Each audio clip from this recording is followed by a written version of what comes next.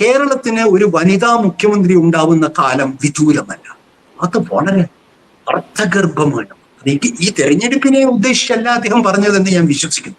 പക്ഷേ അത്ര ഒരു ദീർഘവീക്ഷണമുള്ള, എന്നാൽ വോട്ടുകൾ, കേരളത്തിലെ സ്ത്രീകളുടെ വോട്ടുകൾ സമ്പാദിക്കാനും രാഹുൽ ഗാന്ധിയുടെ ജനങ്ങൾക്കുള്ള പ്രതിപത്തി വർദ്ധിപ്പിക്കുവാനും സഹായിച്ചൊരു പ്രസ്താവനയായിരുന്നു കേരളത്തിലെ ഒരു വനിതാ കോൺഗ്രസ് മുഖ്യമന്ത്രി ഉണ്ടാവുന്നത്. അങ്ങനെയാണെങ്കിൽ ഞാൻ ഈ പറയുന്ന ഷാനിക്ക് മുസ്ലിം ആണെന്നുള്ള പ്രാതിനിധ്യവുമുണ്ട്, അതേപോലെ വനിത എന്നുള്ള പ്രാതിനിധ്യമുണ്ട്. ബിന്ദു കൃഷ്ണയും വളരെ വളരെ കാലമായി കൊല്ലം ജയിക്കുകയാണ്.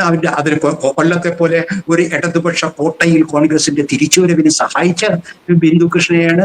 അവർ സമരമുഖങ്ങളിലും അതിന്റെ മാധ്യമ പ്രചരണത്തിലുമൊക്കെ ഞാൻ നിരവധി പാനലുകളിൽ അവരുമായി സംസാരിക്കുകയും ഒക്കെ ഉണ്ടായിട്ടുണ്ട്. അപ്പൊ എനിക്കും I am very impressed with her if she wins. അതുപോലെ തന്നെ ഒരു റേസിംഗ് സ്റ്റാർ ആയിരുന്നു രമ്യ ഹരിദാസ്. അദ്ദേഹം പാർലമെന്റിൽ വന്നു. ബിന്ദു കൃഷ്ണ വേറെ ഏതെങ്കിലും കോൺഗ്രസ് സ്ഥാനാർത്ഥികൾ താങ്കളുടെ കണ്ണിൽ പെടുന്നുണ്ടോ ഒരു മന്ത്രി സ്ഥാനത്തേക്ക് വരാൻ കഴിയും?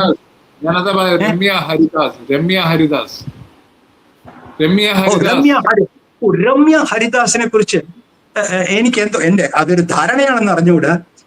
അവര് ചിറയൻകീഴ് വന്ന് മത്സരിപ്പിച്ചതിന്റെ ലോജിക്ക്, നമ്മുടെ ആലങ്കോട് ലീലാകൃഷ്ണനെ CPI തൃശ്ശൂർ കൊണ്ടുവന്ന് മത്സരിപ്പിച്ചത് പോലെ എനിക്ക് രമ്യ ഹരിദാസിനെ ചിറയൻകീഴ് കൊണ്ടുവന്ന് മത്സരിച്ച് ജയിപ്പിക്കാൻ കഴിയുന്നത് ഇന്നത്തെ സാഹചര്യത്തിൽ പോലും ഒരു അമിത ആത്മവിശ്വാസമായി എനിക്ക് തോന്നുന്നു.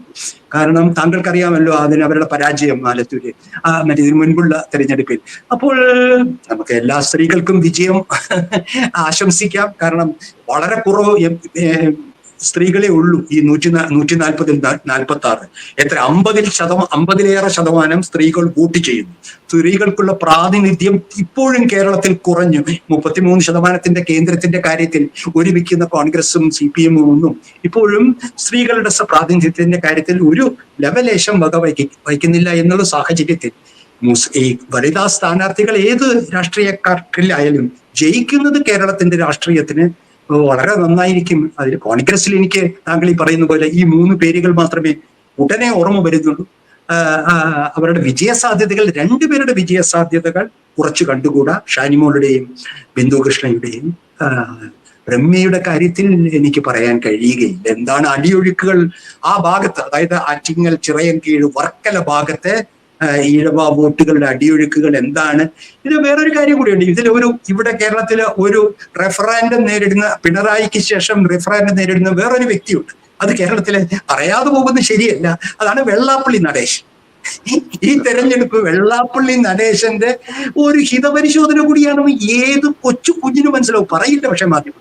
കാരണം അവർക്ക് സർക്കുലേഷന് വേണ്ടി ഈഴവ സർക്കുലേഷൻ, തങ്ങളെ പറ്റി പറഞ്ഞാൽ മലപ്പുറത്ത് സർക്കുലേഷൻ കുറയും എന്നൊക്കെയുള്ള ഒരു കള്ള ബാലൻസിങ് ആണല്ലോ, ഒരു വിനോദ മാധ്യമ പ്രവർത്തനമാണല്ലോ നടക്കുന്നത്. പക്ഷെ എങ്കിൽ പോലും ഈ തെരഞ്ഞെടുപ്പിൽ LDF തോൽക്കുകയാണെങ്കിൽ കേരളത്തിലെ കമ്മ്യൂണിസ്റ്റ് അണികളും കേരളത്തിലെ ഇടതുപക്ഷ അനുഭാവികളും കേരളത്തിലെ ജനാധിപത്യ വിശ്വാസികളും കോൺഗ്രസ്സുകാർ, അദ്ദേഹം കോൺഗ്രസിനോട് തീരെ നീചമായ രീതിയിലായിരുന്നു ആക്രമണം സതീശനെ പറ്റിയില്ല. എന്നിട്ട് അദ്ദേഹത്തിന്റെ ഭാര്യ RSSന് വേണ്ടി പ്രചരണം നടത്തുന്നു, BDGSന് വേണ്ടി അവരുടെ മകൻ നയിക്കും. അത്ര മലയാളിയുടെ ഒരു മലയാളി നൈതിക ബോധത്തെ വെല്ലുവിളിച്ചുകൊണ്ടാണ് വെള്ളാപ്പള്ളി കഴിഞ്ഞ കുറെ വർഷങ്ങളായി കേരളത്തിൽ വിലസും. അത് ഇടതുപക്ഷത്തിന്റെ അദ്ദേഹത്തെ പറ്റിയുള്ള ഒരു വിധിയെഴുത്തായിരുന്നു. അതന്നെ, അതായിരിക്കട്ടെ. പക്ഷെ മൊത്തം നോക്കുമ്പോൾ സ്ത്രീ പ്രാതിനിധ്യം പ്രത്യേകിച്ചൊന്നും പറയാനില്ലാത്തൊരു സിറ്റുവേഷനിലേക്കാണ് കേരളത്തിൽ. വളരെ നിർണായകമായിരിക്കും. കാരണം വലിയ ഈ സ്ഥാനാർത്ഥികളെല്ലാം വലിയ സന്ദേശങ്ങൾ ഉൾക്കൊള്ളുന്നതായിട്ടായിരിക്കും അസംബ്ലിയിലേക്ക് വരുന്നത്. ശൈലജ ടീച്ചർ വരികയാണെങ്കിൽ ഒരു ശൈലജ ടീച്ചർ അസംബ്ലിയിലേക്ക് വരുന്നത് ഒരു രാജ്ഞിയെ പോലെയായിരിക്കും, രാഷ്ട്രീയ രാജ്ഞിയെ പോലെ. പലതിനുള്ള ഉത്തരമായി താങ്കൾ പറഞ്ഞ പോലെ അത് വളരെ വിദൂരമായ ഒരു ഞാൻ പറയുകയാണ്. അതേപോലെ തന്നെ അതുകൊണ്ട് പത്മജയുടെ വരവും വല്ലാതെ ആഘോഷിക്കപ്പെടും. പത്മജയുടെ വരവും വളരെ ആഘോഷിക്കപ്പെടും. ശരിയോ തെറ്റോ എന്നുള്ളതല്ല. അത് സ്ത്രീകളുടെ പ്രാതിനിധ്യം കുറച്ചുകൂടെ വർദ്ധിക്കട്ടെ. പറയാം.